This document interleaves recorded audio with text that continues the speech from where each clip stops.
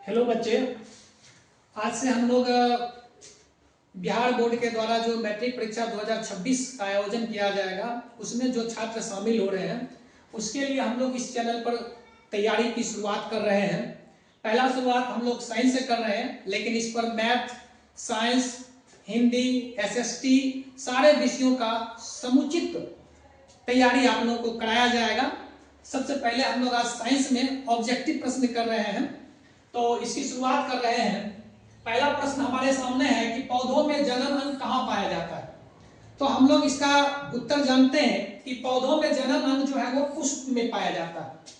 देखिए, थोड़ा सा विस्तार से अगर समझेंगे तो हम लोग जानते हैं कि पौधों के पुष्प के जो होते हैं वो 4 भाग होते हैं। कितने भाग हो गए बाबू? 4 भाग हो जाएंगे।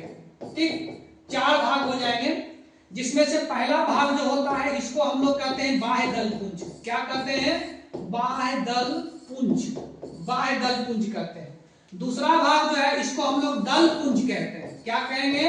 दल पुंज, या कहीं कहीं इसको अंतर दल पुंज भी आप लिखा हुआ पाइएगा।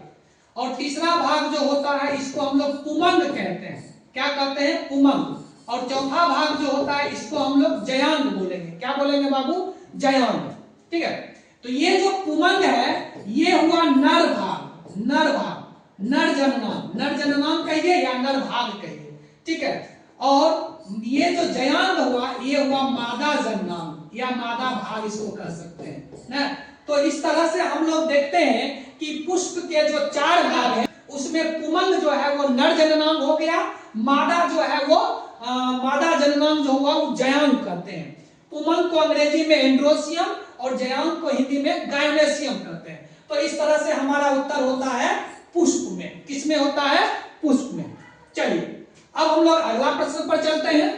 तो अगला प्रश्न है कि प्रकाश संश्लेषण की क्रिया होती है। तो हम लोग जानते हैं कि प्रकाश संश्लेषण की क्रिया वैसे जीवों में होती है जिसके कोशिका में हरित लवक पाया जाता है। क्या पाया जाता है बाबू? हरित लवक। इसको हम लोग क्लोरोप्लास्ट कहते हैं। क्या कहते हैं? क्लोरोप्लास्ट। क्या कहेंगे बाबू?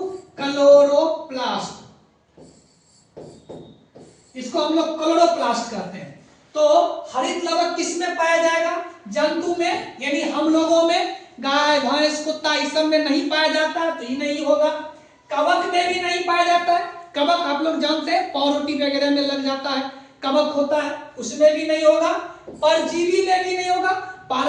ये जो पैरासाइट है ये तो दूसरे से भोजन प्राप्त करता है, तो ये फिर अपना भोजन कैसे बनाएगा? नहीं होगा। इसका आंसर हो जाएगा हरे पादप। क्या हो जाएगा बाबू? हरे पादप या हरे पौधे। चलिए अब दूसरे प्रश्न पर चलते हैं हम लोग। प्रकाश संश्लेषण क्रिया में ऑक्सीजन किससे बाहर निकलता है? देखिए बहुत सुंदर प्रश्न है बाबू, थोड़ा सा अच्छा प्रश्न है।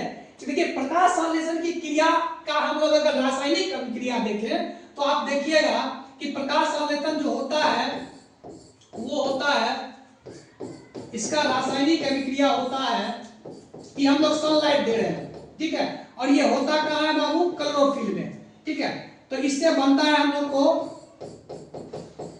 ग्लूकोज है और ऑक्सीजन बनता है और वाटर बनता है।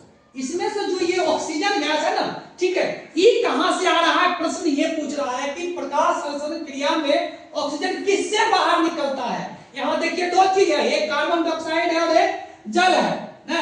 तो ये प्रकाश संश्लेषण की क्रिया जो है वो बाहर निकलता है किससे हुआ? तो ये बाहर निकलता है जल से। किससे? जल से। Water comes, oxygen comes from water, not from carbon dioxide. Carbon dioxide नहीं होगा, किससे होगा? तो जल से होगा। तो इसका आंसर क्या हो जाएगा बाबू? जल से। किसका क्या हो जाएगा? जल से। चलिए अब चलते हैं हम लोग अगले प्रश्न पर चलते हैं। तो अगला प्रश्न है कि जठर ग्रंथि कहां पाई जाती है?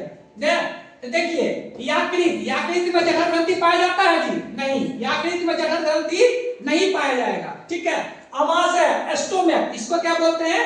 एस्टोमेट। अग्नाशय, इसको पेंक्रियाज बोलते हैं। तो इसका उत्तर हो जाएगा अमाशय। क्या हो जाएगा? अमाशय। जठर ग्रंथि कहां पाई जाती है? अमाशय में, जिससे एक प्रकार के रस का स्राव होता है जिसको हम लोग क्या कहते हैं? जठर रस। क्या कहते हैं बाबा? जठर रस। अंग्रेजी में इसको हम लोग कहते हैं गैस्ट्रिक जूस। क्या कहते हैं? गैस्ट्रिक जूस, गैस्ट्रिक जूस कहते हैं, जठर रस। ठीक है, और आप जान लीजिए कि मनुष्य के आमाशय में प्रतिदिन लगभग 3 लीटर जठर रस का स्राव होता है, जो भोजन के पाचन में क्या करता है? मदद करता है। तो इसका सही उत्तर हो जाएगा अमाशय। क्या हो जाएगा? अमाशय। इसका यकृत नहीं होगा, अमाशय होगा उत्तर।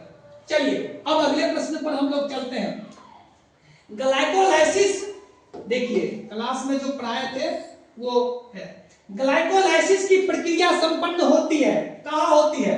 एस्टोमाटा में नहीं। एस्टोमाटा क्या है? जो पत्ती में पाया जाता है, और ये किसमें मदद करता है? वाष्पोत्सर्जन में। किसमें मदद करेगा बाबू? वाष्पोत्सर्जन में। देखिए प्रश्न का ऑब्जेक्टिव प्रश्न सिर्फ रटना नहीं है, इस क्वेश्चन से कितने अतिरिक्त क्वेश्चन बन सकते हैं इस पर भी हम लोग ध्यान देंगे। तो कहाँ एस्टोमाटा किसमें हेल्पफुल होता है? वाष्पोत्सर्जन में। केंद्रक, कोशिका के केंद्रक में नहीं होता है ये घटना, केंद्रक में जहां पे हम लोग जानते हैं कि गुणसूत्र पाया जाता है। ठीक है ना? और माइटोकॉन्ड्रिया, इसका उपयोग किसमें होता है? इसका उपयोग होता है श्वसन की प्रक्रिया में। हम लोग जानते हैं बाबू किसमें होता है? श्वसन में, जिससे किसका निर्माण होता है? तो एटीपी का निर्माण होता है। किसका निर्माण होता है? एटीपी। इसको हम लोग जैव ऊर्जा बोलते हैं। क्या बोलेंगे बाबू? जैव ऊर्जा। क्या बोलेंगे? जैव ऊर्जा, एटीपी। कभी कभी इसका फुल फॉर्म तुमको पूछ देगा तो वो भी हम लोग लिख देंगे, adenosine triphosphate, adenosine triphosphate.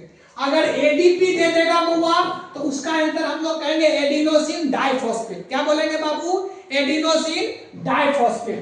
T for tri, D for di. Tri माने 3 और डाई माने 2। चलिए, तो इसका आंसर पहुंचे ही नहीं। ग्लाइकोलाइसिस किस प्रक्रिया में उत्पन्न होता है? तो कोशिका द्रव्य में। किसमें होता है जी? कोशिका द्रव्य में। कोशिका द्रव्य में ग्लाइकोलाइसिस होता है, उसके बाद पहुंचता है माइटोकॉन्ड्रिया में। तो इसका आंसर हो जाएगा कोशिका द्रव्य। थोड़ा सा आगे पढ़ते हैं। इथाइल अल्कोहल किस प्रकार के श्वसन से बनता है? देखिए श्वसन हम लोग पढ़े हैं बाबू, श्वसन आप लोग पढ़े होंगे निश्चित तौर पर। श्वसन की क्रिया कितने प्रकार की होती है? तो इसका जवाब हो जाएगा 2 प्रकार के। एक होता है वायवीय श्वसन,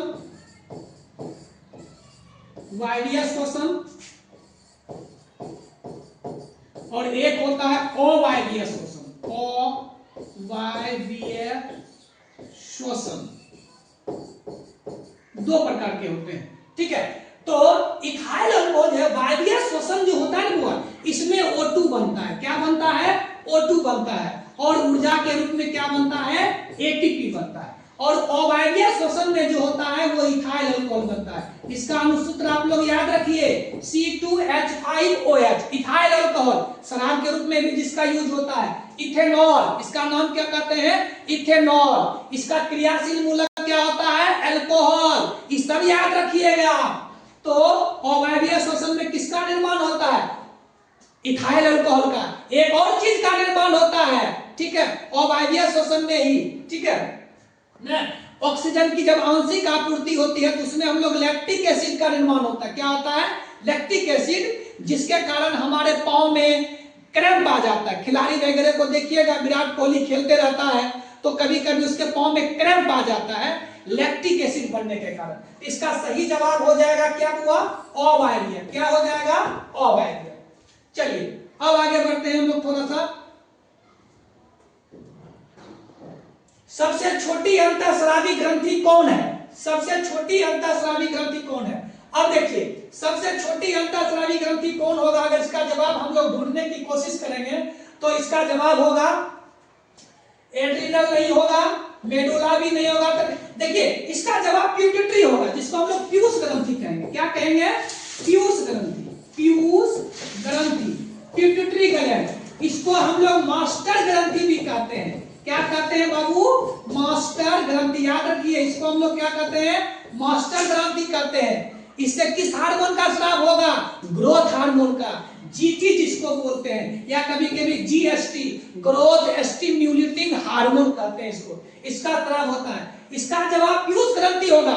लेकिन अगर इसमें एक और ऑप्शन को शामिल कर देता, पीनियल ग्रंथि, तब उसका जवाब हो जाता क्या, पीनियल। लेकिन यहां के लिए इसका जवाब क्या हो जाएगा बुआ, पिट्यूटरी ग्रंथि या पीयूष ग्रंथि। इसको हम लोग कहते हैं मास्टर ग्रंथि भी कहते हैं। क्या कहते हैं, मास्टर ग्रंथि भी कहते हैं। अच्छा, कभी पूछ देगा जी पीयूष ग्रंथि पाया कहां जाता है, हमारे मस्तिष्क में। कहां पाया जाता है बाबू, मस्तिष्क में, ब्रेन में पाया जाता है। कहां पाया जाएगा, ब्रेन में, मस्तिष्क में पाया जाएगा।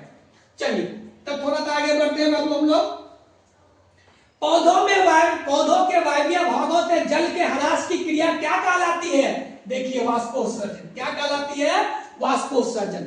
वाष्पोत्सर्जन पौधे के जल का विपरीत, हम एक प्रश्न में जवाब दिए थे कि जल में जो होता है क्या पाया जाता है, पौधे के पत्ती अगर आप देखिएगा, ठीक है ना, तो इस पत्ती में जो होता है एक स्टोमाटा पाया जाता है। क्या पाया जाता है बाबू, स्टोमाटा पाया जाता है। इस प्रकार से आप देखिएगा तो क्या पाया जाएगा, स्टोमाटा। इसका क्या हो गया, गार्ड सेल हो गया। क्या हो गया बाबू, गार्ड सेल। गार्ड सेल का मतलब होता है रक्षी कोशिका, और ये स्टोमाटा होता है, ये बीन सेपेड होता है। बीन सेपेड का मतलब होता है सेम के बीज के आकार का। हम लोग जो सेम सब्जी में खाते हैं वो सीम नहीं जो हम लोग मोबाइल में यूज करते हैं, वो जो सीम बीन सेपेड होता है उसके बीज के आकार का होता है। और इसी के द्वारा जो होती है, पौधे के पत्तियों से जल जो होता है, जो अधिकांश जल होता है वो वायवीय भागों में, वायुमंडल में चला जाता है, जिसे हम लोग क्या कहते हैं, वाष्पोत्सर्जन। तो पौधों के वायवीय भागों से जल के ह्रास की क्रिया क्या कहलाएगी, वाष्पोत्सर्जन। क्या कहलाएगी बाबू, वाष्पोत्सर्जन कहलाएगी। चलिए अब आगे की ओर चलते हैं हम लोग। घेगा रोग पनपता है, घेगा रोग गलकंड अब तो बहुत कम होता है क्योंकि अब हम लोग आयोडीन युक्त नमक खाते हैं, ठीक है। घेगा रोग जो होता है वो होता है किसकी कमी से, आयोडीन की कमी से। किसकी कमी से, आयोडीन की कमी से, ठीक है ना। रक्त की कमी से कौन बीमारी होती है ना, एनीमिया वगैरह तुम लोग पढ़ोगे, ये सब हो जाता है ना। रक्त में हल्के पीले रंग के चिपचिपा द्रव्य पाया जाता है, वो क्या कहलाता है, प्लाज्मा। क्या कहलाता है बाबू, प्लाज्मा कहलाता है। इसमें वाटर ज्यादा पाया जाता है, पानी, और इसके साथ साथ कई प्रकार के इसमें विटामिन भी पाए जाते हैं। तो हल्के पीले रंग का जो चिपचिपा पदार्थ पाया जाता है वो होता है क्या, तो वो होता है प्लाज्मा। क्या होता है, प्लाज्मा होता है ना। चलिए थोड़ा सा और आगे बढ़ेंगे बाबू हम लोग। रक्तचाप मापने के उपकरण को क्या कहते हैं, देखिए स्टेथोस्कोप। आप लोग देखते होंगे डॉक्टर साहब जो कान में लगाते हैं और आपके छाती में लगाते होंगे, जिसको हम लोग आला बोलते हैं, ये हुआ स्टेथोस्कोप, ठीक है। इससे जो होता है सिर्फ हृदय की धड़कन को सुना जाता है, या छाती के अंदर से जो आवाज आता है वो सुनने में इसका यूज होता है। एमीटर, इसका उपयोग हम लोग किसमें करते हैं बाबू, विद्युत परिपथ में। फिजिक्स में हम लोग पढ़ते हैं, किसमें करते हैं, विद्युत परिपथ में करते हैं। क्या मापने के लिए, तो विद्युत धारा मापने के लिए, इलेक्ट्रिक करंट मापने के लिए। क्या मापने के लिए बाबू, विद्युत धारा मापने के लिए। किस ना, इसका प्रयोग करते हैं। ये भी नहीं होगा लैक्टोमीटर। आप लोग दूध की शुद्धता अगर मापनी होती है तो किसका यूज करते हैं, दूध की शुद्धता। दूध की अगर शुद्धता मापना होता है तो हम लोग यूज करते हैं लैक्टोमीटर का। तो ईवी नहीं होगा, ईवी नहीं होगा, ईवी नहीं होगा, तो आंसर क्या होगा इसका बुआ, स्फिग्मोमैनोमीटर। डॉक्टर लोग जो आपको इस पर लगा देते हैं और ऐसे ऐसे करके ये करते हैं, तो इसी को हम लोग क्या करते हैं, स्फिग्मोमैनोमीटर। स्फिग्मोमैनोमीटर करते हैं, ठीक ना। अब हम लोग करते हैं वाष्पोत्सर्जन की क्रिया होती है, पाई जाती है, किसमें, जंतु में नहीं। जंतु में जो पसीना निकलता है ना उसको वाष्पोत्सर्जन नहीं कहते हैं ना, ठीक है। पौधों में पाया जाता है, पौधों के वायवीय भागों से जल का वाष्प के रूप में निकलने की घटना को क्या कहेंगे, वाष्पोत्सर्जन। क्या कहेंगे बाबू, वाष्पोत्सर्जन। तो इसका आंसर क्या हो जाएगा, पौधे में। किसमें हो जाएगा, पौधे में हो जाएगा, ठीक। निम्नलिखित में किसमें खुला परिसंचरण पाता है, open circulatory system. Open circulatory system.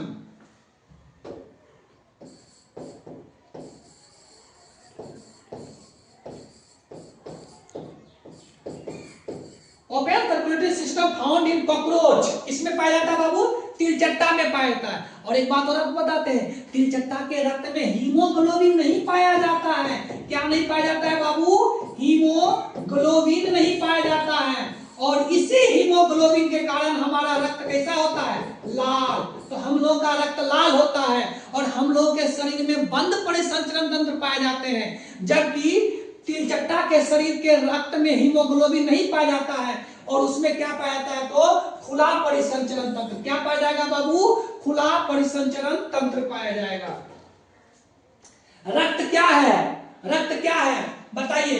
तो रक्त क्या है? रक्त उत्तक हो जाएगा। और किस प्रकार का उत्तक हो जाएगा?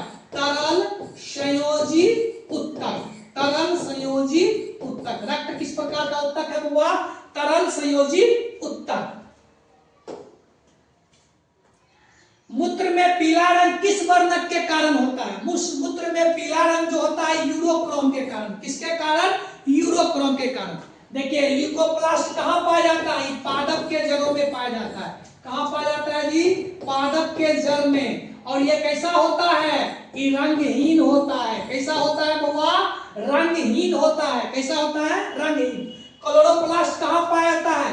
पादप की पत्ती में। किसमें? पादप की पत्ती में। और इसके कारण रंग कैसा होता है? हरा होता है। कैसा होता है? ग्रीन, हरा होता है। और क्रोमोप्लास्ट जो होता है, कभी कभी आप लोग फूल वगैरह पत्ती का चित्तीदार पत्ती रंगीन देखते होइएगा, तो उसमें क्या पाया जाता है? क्रोमोप्लास्ट। क्या पाया जाता है? क्रोमोप्लास्ट। ये किसमें पाया जाएगा? रंगीन पत्ती में। रंगीन पत्ती जो होता है हम लोग घर वगैरह में लगाते हैं ना सजावट के लिए, तो रंगीन पत्ती में पाया जाता है। इसका आंसर हो जाएगा कथी? यूरोक्रोम। क्या हो जाएगा? यूरोक्रोम।